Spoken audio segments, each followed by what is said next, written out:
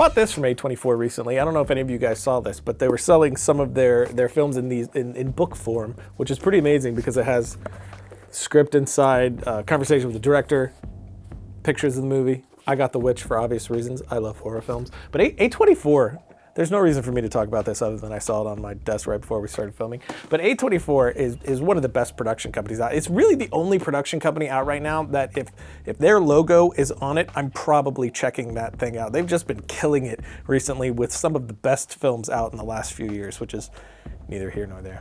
Hey, here's something else that's on my desk. This is the Flex Tilt Head. I actually use this a ton this has nothing to do with the episode. I mean, it kind of does, because I use this a ton in post-production when we were doing all the post-production vlogs. This thing it's kind of amazing. It just unravels. You mount the camera up here and you could put it in all sorts of different positions. So it's kind of like a Gorilla Pod, but a lot sturdier. It is used to like mount on top of like a slider or a tripod head, but I just used it just dropping it on a desk or something like that. That way it's like this almost mini tripod that's very pliable. So it was really, really useful when doing those post-production vlogs. But now let's get to the actual episode. Today, I wanted to talk about directing a short film. And for me, there's been two different types of directing a short film, which is two different levels of the film and what I'm trying to accomplish. You have things like, staying more recent, Sentinel, to things like Ballistic and There Comes a Knocking. With Sentinel, it was very much a guerrilla, do-it-yourself, very, very tiny crew, me doing a lot of the post-production, handling all the logistics in pre-production and post. Whereas with Ballistic and There Comes a Knocking, because of the level I was trying to operate at and achieve, with those films, that's really not possible. So there's two different ways of going about it. I do fluctuate between those two modes, and there is something to be said about the Sentinel mode when you're just going and doing it by yourself. It's so much faster. There's this lightning in a bottle thing that happens with it that I love. But when you want to move it all to another level, you have to start collaborating, and that is just the best thing on the planet. Moving back, stepping away from, doing all of those different things, wearing many hats, especially with There Comes a Knocking, I really backed away from almost everything other than being the writer and director. So for this one, I was able to bring in the Maker Table and Denton Film guys to be the boots on the ground and really make this film happen. They're the ones that got all the wheels in motion and made production an actual thing, helping bring in crew because they knew all the local people, and that's Grant Wakefield, Ryan Pauly, Isaac Lewis, and Andrew Lewis. They handled all of the crew logistics, all the location logistics, all of the gear logistics, so I could just focus on prepping and doing the film. And that's the process that I'm going to be talking a little bit about today. And I mean, that process is even very different within the location and writing of the film, because when you're doing something like Sentinel, that's all within the writing of the film. I wanted to know what location was available to me before I was coming up with what that story would be. And I've done several films like that. Proximity was the exact same way. But when you have more of the team there where you can bring in location scouts, then you can write what you want to write, and then you hand that off to people who, that's what they do. They go out and they find the thing that you wrote. But before that, that's not what I do. Finding location, we all know, is extremely difficult. So if you don't have location managers, really the best way to go about that is know what locations you have available to you and write to that. But let's stick with writing the script. One of the things that I did keep in mind when writing the script was my cast. I don't have a casting director, so it was really important to me to find someone that I knew was absolutely going to nail this. I had seen Stephanie's work before, so I knew how great she was, and then when I met her in person on Guest of Honor, I found out how amazing of a person she was, which was really nice to find out because I had already been writing the film and writing it with her in mind, which of course I was taking a leap of faith that she was going to say yes, but thankfully once I showed her the script, she did dig it, responded to it, and said yes. The other thing that's really interesting when writing this one is, like I've been saying, this is a proof of concept for a feature film, my first feature film, which is a script that I've already written and I'm on to my third draft right now.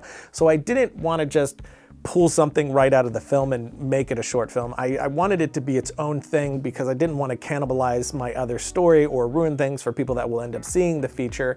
But I also didn't want to make something that was just a tone piece. I wanted something that would stand alone, but also not spoil the feature. So it still is very ambiguous, but it ended up being really useful for me to break out of the feature and write something that maybe could have happened before the feature happened, something that's like a cousin to the feature. And it helped me dive into the tone a little more, the themes a little more, the ideas that I had to flesh those out, which have then gone back into the feature and helped me figure out some more stuff about the feature. But once the script was done, we were finding the location, putting our crew together, and of course, I brought back a lot of the crew that I've worked with before, like Chase Smith, my cinematographer, who's absolutely amazing. And something that was really useful is Chase and I had a lot more time in pre-production to get together and figure out what this was gonna look and feel like. I was able to show him the boards, and he was able to dive in and find references of his own. And we had a lot of conversations about what this should feel like to an audience, what the colors should be. And that was really helpful, because then I found once we got on set, Chase and I didn't have to talk very much. We both were on the same page and off doing our respective jobs, which I'll get to in a second. But it was really useful that Chase was actually in town several days before production, because we were able to go through the shot list together, which I had already been building. And I've talked about it on the show before. Usually what I like to do is build the shot list, sort of a rough draft of the shot list in Google Docs, just listening to the music that I listen to write the film, playing the film in my head, and writing down the shots that I see as I play the film.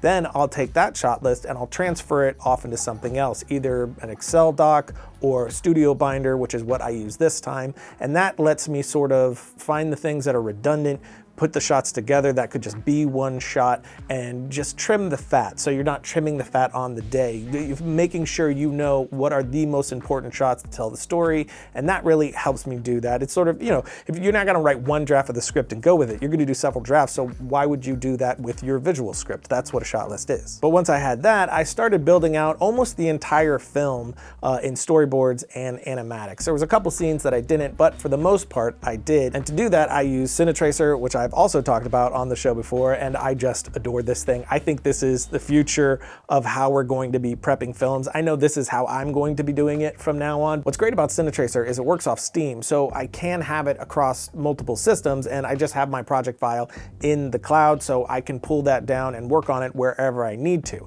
And for this one, NVIDIA sent me the Gigabyte Aero 15 OLED from their RTX Studio lineup, and these things are blazing fast. You can play 8K red raw footage off of it with no problem, which is pretty amazing. And I actually used this laptop from pre to post production. In pre-production, like I said, I was using Cinetracer, which was great that I had this, because Cinetracer, once you really built it out, which I built this scene out pretty dense, it can slow down on certain systems. So having a nice beefy system really helped me move fast and not get slowed down at all. In production, we used it as our main DIT setup, so that's how we were adjusting all our footage. But then in post-production, I actually did some editing and VFX work on the laptop. So when I went to St. Louis to edit with Lucas, I could do temp VFX while he was editing. So if he needed something, he could just pass me a shot. I could add something in and then pass it right back to them. It was a really fast and useful workflow to have. And some of it is actually still in the film. So some of the VFX ended up translating into finals. And I was able to start the trailer right on this laptop as well while we were editing the actual film. And it was just NVIDIA all over the place, because we also upgraded Lucas's system with a new Titan RTX graphics card, because it's blazing fast. So it was all around, it was speed, just all the speed. Damn. That's pretty cool. That's pretty cool. But jumping back into production, when you do step back from producing and all of those other hats that you're usually wearing and you're just the director, your job really becomes just making decisions and answering questions, which you've heard directors say, and that's definitely a huge portion of it. It's always a huge portion of it whenever you're directing, regardless of what level you're directing at or what kind of production it is. It is all about just making decisions and answering questions, but it just becomes the entirety of your job, and it's really useful for it to be your entire job, because then you can just focus on those answers and those solutions and collaborating without having to think about the technical or the logistical. And that translates even into post-production. Having a team like Chase and Andy and Steve running post-production for me, Lucas overseeing all of post-production, so I don't have to think about the technical. I don't have to think about how we're sending this shot to the VFX artist, how we're sending the footage off to the colorist, and how it's all syncing up and making sure of all that.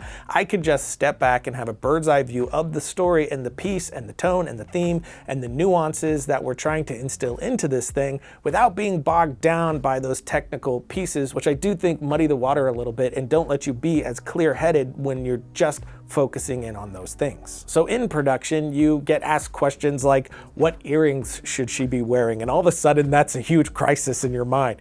I hadn't thought of that. What earrings should she wear? What earrings would she wear? She wouldn't wear these types of earrings, she would wear these. And it becomes a whole discussion. But it doesn't always have to be an answer that you have right away. That's where collaboration comes in. And what do you think is something I say often. There is a lot of things that, of course, lock into who the character is and what the theme is, and I know that color doesn't work, I know that style doesn't work because of what I'm trying to do, but then there's a lot of gray area where you're not 100% sure, and makeup and hair and clothing, that's just not my thing. That's where somebody else comes in, that's what they do, just like working with your cinematographer.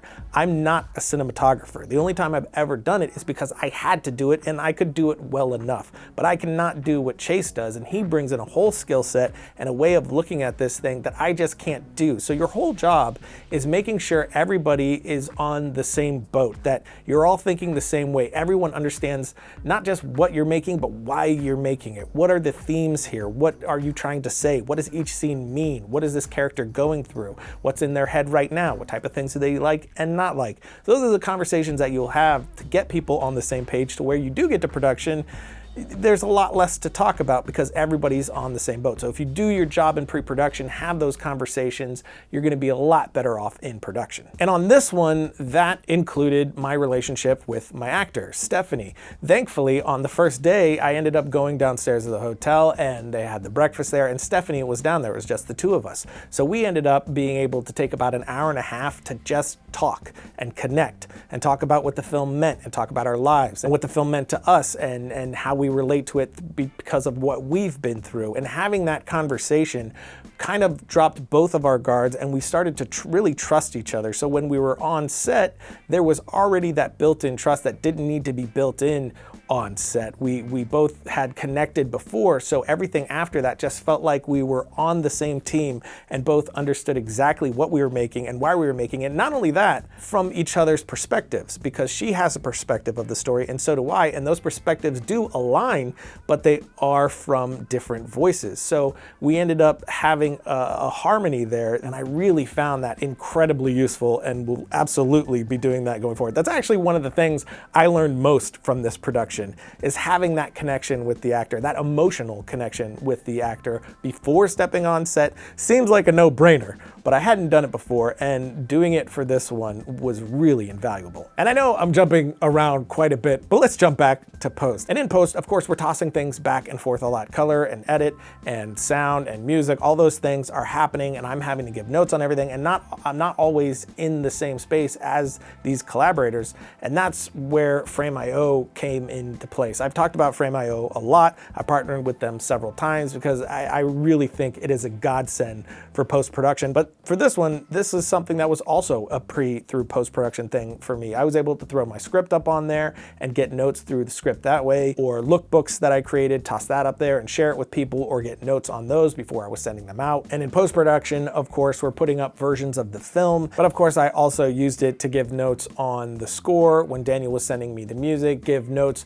when we were tweaking the edit after I left St. Louis, and to give notes for the color and the sound and the VFX before I went to St. Louis, and then even after the fact before we fully locked the cut. So if you haven't used it at all, I highly suggest you do, and I have a link in the notes below where you can get a 30-day free trial. I asked them to hook you guys up and they were cool enough to do that. So 30 days is enough time for you to actually do a production with. So definitely check that out in the links below. I really think it is one of the most powerful tools you can have for production. But that's it. I just wanted to give you guys sort of my general thoughts, why it's still fresh from this production on, how it went directing this time around, because it feels so different every single time. And the film comes out on the 28th, so we're just days away from releasing it. And as I keep saying, this is a proof of concept for what will hopefully be my first feature film. And how good this film does online will greatly increase the chances of us getting this thing set up and making it happen, and hopefully taking you along for that ride as well. So on the 28th, when you watch the film, if you do dig it, do me a massive solid and share it with just everyone you've ever met in your entire life, do that, and I will love you forever and ever. And something we haven't done in a while, my suggestion of the week. This comes from my friend Josh Tanner. It's called Wandering Souls. Really great horror film to watch around Halloween, just perfect timing for that. So definitely check that out. Great premise. Have a link in the notes for that as well. But until next time, don't forget to write, shoot, edit, repeat.